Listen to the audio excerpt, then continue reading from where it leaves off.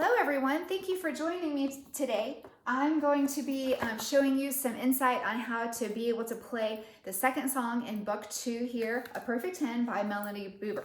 Alright, so the song is called A Sassy Samba. Alright, so I had to look up a little bit of information about that because I wasn't exactly sure about the samba, and I found out that the samba is a Brazilian dance song that is famous in Brazil, but it originated in Africa. Okay, so that automatically reminded me of my international students that we've had living with us. So we've had about 9 different boys living with us over the last 10 years, all from different countries, and 3 of them have been from Brazil. So I wanted to give a shout out to some of my favorites that are from Brazil. They've been a lot of fun. And currently we have one that's from Kenya, Africa. So he's a lot of fun too. He's got a lot of personalities. So we have also had several from China, and I'm looking forward to all of the different things that I am learning with the culture differences.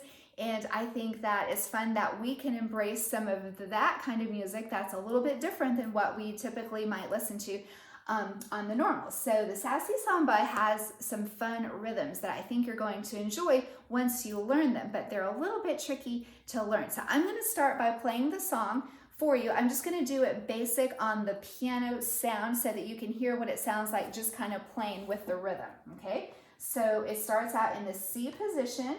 Both, the right hand is on C, D, E, F, G, and the left hand is on C, D, E, F, G, okay? Now the left hand does move around a little bit in between the bass C and the treble C. So watch for that. The right hand also moves around a little bit. So don't get too stuck in the same position, because that's the whole point of playing the piano, is to learn how to move your hands around. Okay, here it goes.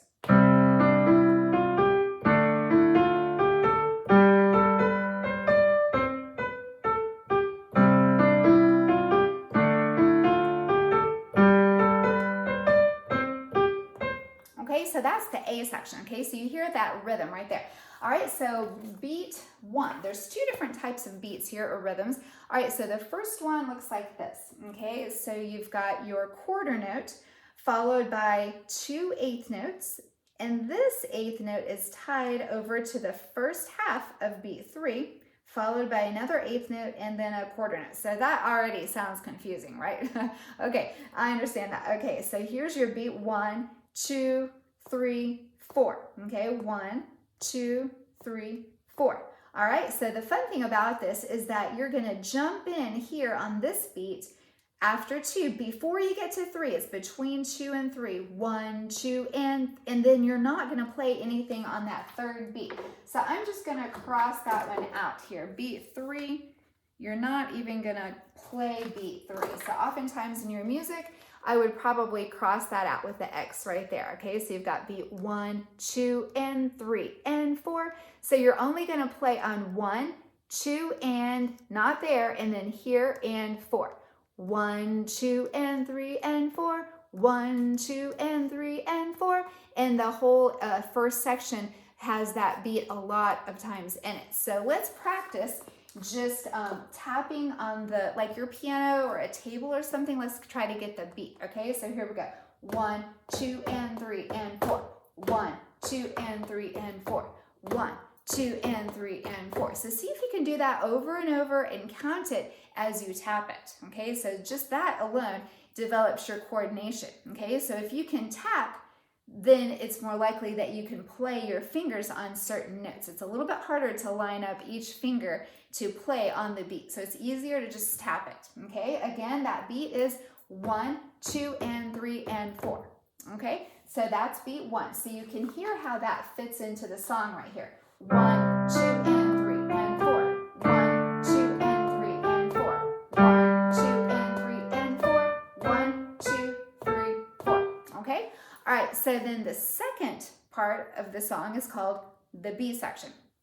Okay, so that has a different beat to it. Okay, so let me show you what that sounds like first. All right, on this one, the 2 and 4 are on C, middle C with the 4th finger, and E above it. Okay, So it looks like you have two C's. Some of you may not really be familiar with the way that looks right there in the bass clef. The bottom note is the C, the upper note is the E, which is the same line note as the E in the treble clef. Okay, it's just that the left hand is supposed to be playing that. So you'll have to read that note as a ledger line. Okay, so 2 and 4 plays there. And then the right hand has 3 notes. And you're going to use fingers 1, 2, and 4. G, A, and C. And all of these notes are going to be staccato. So 1 and 2 and 3, 4. 1, 2, 3, 4. Then you do that same rhythm again. 1 and 2 and 3, 4. 1, 2, 3, 4. Okay? So that gives you the kind of feel of the second section. And where I clapped, that's where there's a quarter rest and there's nothing playing in either of the hands. Okay, so I could just leave that silent, but it just seems kind of fun to give it a clap right there if you can get your hands back on the piano fast enough. So that's kind of a challenge for you. So I don't know, I've had like a lot of years of experience. I don't know, like 40 years of playing the piano, 50, well, not quite that much, 45, we'll go with that. Anyway, without having had a lot of experience, you guys may not be able to get the clap in and get your hands back on. So we'll see how you do with that. All right, so let me show you what I would have you practice with your hands to get the second beat. Okay, so this one, the notes are going in different directions. So the first one is the stem is going down, then these two are going up, and then this one goes down, up, and down. So the ones that go down, your left hand will play or tap, and the ones that come up, your right hand will play or tap. Okay, so notice that these are all eighth notes here, 1 and 2 and then this is a quarter note, 3, 4. Okay, so 1 and 2 and 3, 4. So your beat is kind of going slow right now because I'm trying to get in all those eighth notes. Okay, 1 and 2 and 3 and 4 and. I just don't play anything on the ands over here, so I didn't mark them in. But if I sped up the beat that I'm counting, 1, 2, 3, 4. 1 and 2 and 3, 4. That's how you want to play it. Okay, so at first you may have to tap it kind of slowly, like 1 and 2 and 3, 4. Left, right, right, left, right, left. And then you can go faster. 1 and 2 and 3, 4, such as that. Okay, so see if you like the sound of this. First of all, I'm just going to show you what it sounds like with the metronome. Like to keep that beat steady, you want the dancers or the people feeling the song to really be in the groove. Okay, so if you're not playing with a steady beat, then it's not going to feel like a dance song. Okay, so to make it steady, sometimes you might use your metronome. Okay, so you can hear that click. 2, 3, 4. You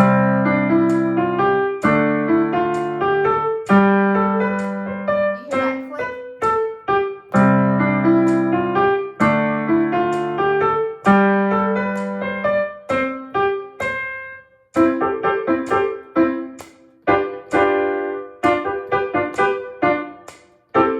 Okay, so I turned it up really loud here so you can hear the metronome because that was just keeping you a steady beat. On that particular style, I only had 2 beats in each measure where the click was. Okay, this time though, I'm going to show you what it sounds like when I add the Brazilian Samba accompaniment in on the clavinova. Okay, so now there's not really any solo instruments on the accompaniment. It's just like a lot of drums and different style of percussive instruments. Okay, so you'll hear the piano, but in addition to that, you'll hear the sounds on the accompaniment. So I'm going to turn it back down so it won't blow our ears out too much. Okay, and then I'm going to change up the styles as I go along. Okay, so I hope that you'll enjoy this.